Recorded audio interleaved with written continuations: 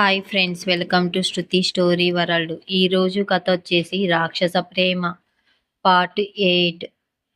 చివరి ఎపిసోడ్లో నవీన్ లోపలికి వచ్చి స్నేహతో మాట్లాడటానికి ప్రయత్నించాడు. కానీ విరాట్ వెంటనే అతన్ని ఆపాడు. ఆ తరువాత విరాట్ స్నేహాన్ని అందరికీ తన భార్యగా పరిచయం చేయడంతో చాలామంది ఆశ్చర్యపోయారు. ఇంతలో నీల్ సెక్యూరిటీ కూడా స్నేహాని కలవటానికి వచ్చాడు. వాళ్ళిద్దరూ సరదాగా మాట్లాడుకోవటంతో విరాట్కు అసూయ కలిగింది.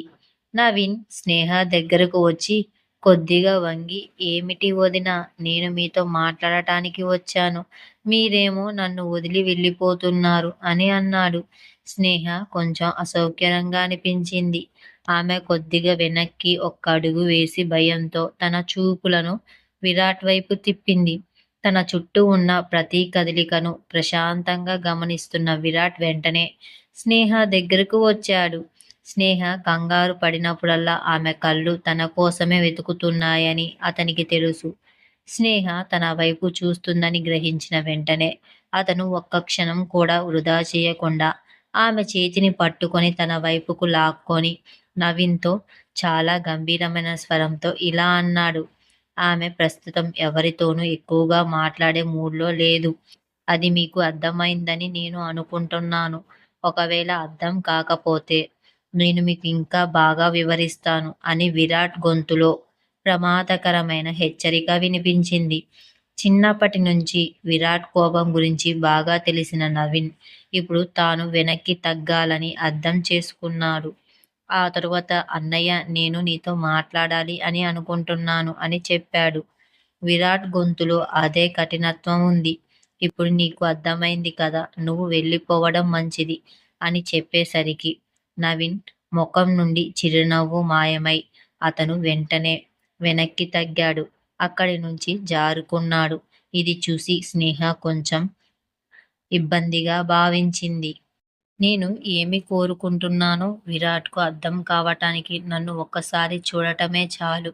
కానీ నేను నా భావాలను కూడా అతనికి చెప్పలేకపోతున్నాను. ఇలా అనుకుంటూ ఆమె కొద్దిగా తల ఉంచింది. అందరి కళ్ళు స్నేహ మీదే ఉన్నాయి. ఈ పెళ్లి ఎలా జరిగింది అని అనుకుంటూ ఉంటారు.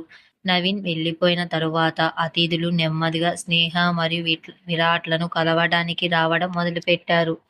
కానీ అదే ప్రశ్న కొంతమంది మనసులో ఇంకా మెదులుతూనే ఉంది. ఈ పెళ్లి ఎలా జరిగింది?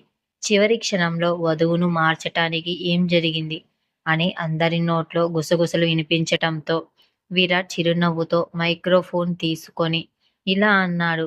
పెద్దలందరికీ నా అభినందనలు తెలియజేస్తున్నాను. నా అందమైన భార్యను కలవటానికి వచ్చినందుకు ధన్యవాదాలు అని చెప్పాడు.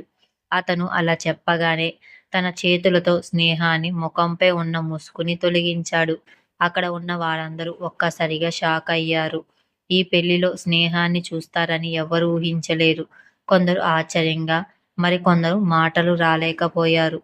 కానీ అత్యంత ఆశ్చర్యకరమైన భావన నవీన్ ముఖంలో కనిపించింది. నవీన్ కొద్దిగా కఠినంగా విరాట్ వైపు చూశాడు.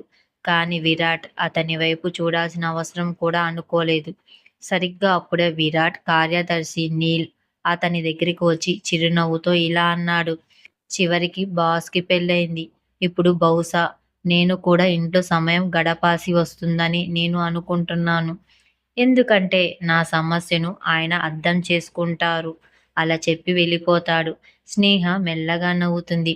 మీరు నిజంగా విరాట్కు చాలా భయపడుతున్నారు.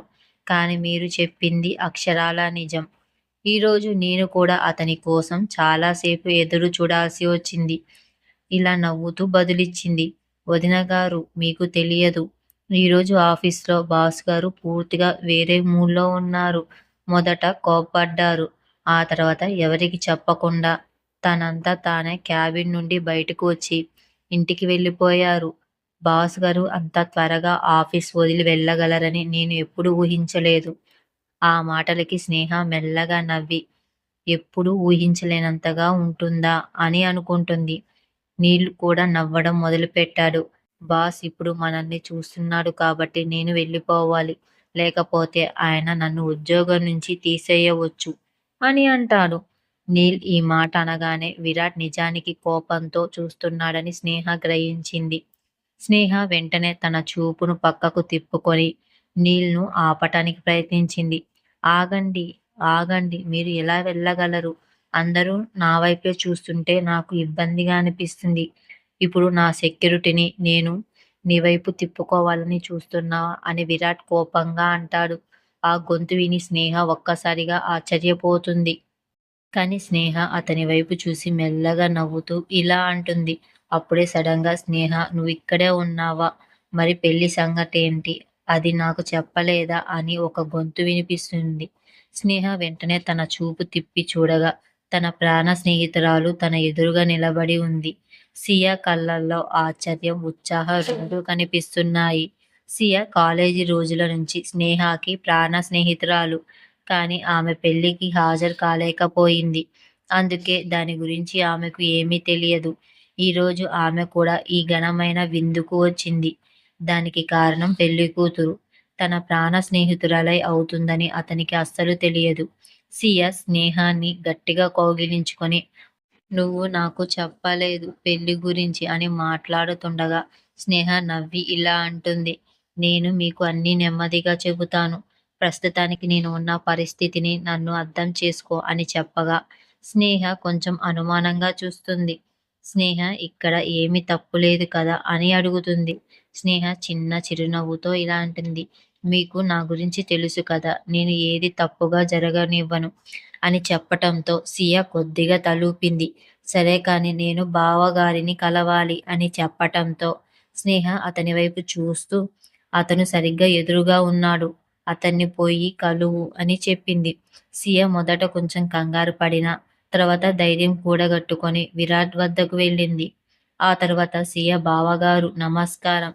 నేను మీ ఆవిడ ప్రాణ స్నేహితురాలు అని చెప్తుంది.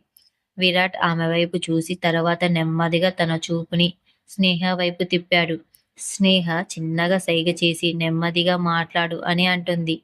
విరాట్ చిన్నగా కానీ ప్రమాదకరంగా నవ్వటంతో సియ కొంచెం వెనక్కి తగ్గింది. అయితే నువ్వు స్నేహితురాలివా అని అడుగుతాడు. ఆ గొంతు విని సియ కొంచెం వెనకడుగు వేస్తుంది. సియ ప్రవేశంతో స్నేహకు సమస్యగా మారుతుందా? విరాట్ నవీన్ల మధ్య ఉద్రేకత పెరుగుతుందా? స్నేహ కాలేజీకి వెళ్ళడం ఒక కొత్త సవాల్లా మారుతుందా? ఇవన్నీ తెలుసుకోవాలంటే నా ఛానల్ని వెంటనే సబ్స్క్రైబ్ చేసుకోండి ఫ్రెండ్స్. ఈరోజు ఎపిసోడ్ గురించి మీ అభిప్రాయాన్ని కామెంట్లో మాకు తెలియజేయండి. అలాగే దీనికి రేటింగ్ ఇవ్వడం మర్చిపోమాకండి ఫ్రెండ్స్.